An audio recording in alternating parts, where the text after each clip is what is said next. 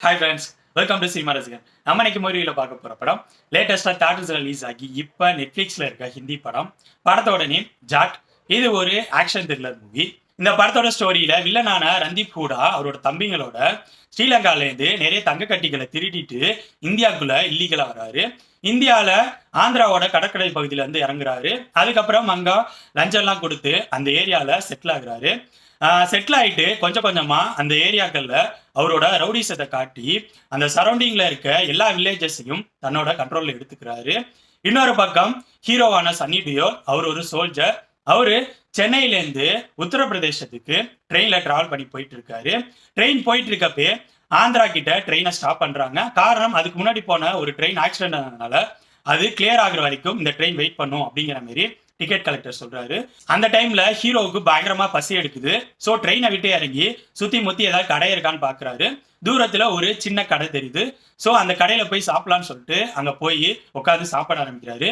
அந்த டைம்ல villain gang அங்க வராங்க. ஹீரோவுக்கும் வில்லன் கேங்குக்கும் இடையில ஒரு பிரச்சனை உருவாகுது. சின்னதா சாரி கேட்க சொல்லி ஆரம்பிக்கிற அந்த பிரச்சனை எவ்வளவு பெரிய பிரச்சனையா விஸ்வரூபம் எடுக்குது. அந்த பிரச்சனையில ஹீரோ வில்லனை ஜெயிச்சாரா இல்லையா, இதுக்கெல்லாம் ஆன்சர் சொல்ற படம் தான் ஜாட். என்ன பொறுத்த வரைக்கும் இந்த படத்தோட டைரக்டர் கோபிச்சந்த் மல்லேனி இதுக்கு முன்னாடி பாலையா வச்சு ஒரு படம் பண்ணாரு.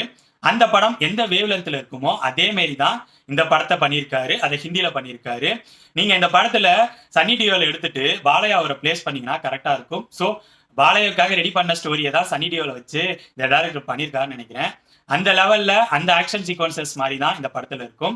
இந்த படம் பாலையா அவரோட படங்களை விரும்பி பார்க்கக்கூடிய கமர்ஷியல் ஆக்ஷன் டிராமாஸ், லாஜிக் இல்லாட்டியும் பரவாயில்ல அந்த மாதிரி படங்கள்லாம் நீங்க விரும்பி பார்க்கக்கூடிய ஆடியன்ஸா இருந்தா நீங்க இந்த படத்தை ட்ரை பண்ணலாம். மற்ற ஆடியன்ஸுக்கு இந்த படம் ஒர்க் அவுட் ஆக வாய்ப்பு இல்லை. இந்த படம் நெட்ஃபிளிக்ஸ்ல ஹிந்தி, தெலுங்கு இந்த 2 லாங்குவேஜ்ல இருக்கு. இங்கிலீஷ் சப்டைட்டிலோட இருக்கு. ஸோ பார்க்கணும்னு நினைக்கிறவங்க என்னோட ரிவ்யூ பேஸ் பண்ணி பாருங்க.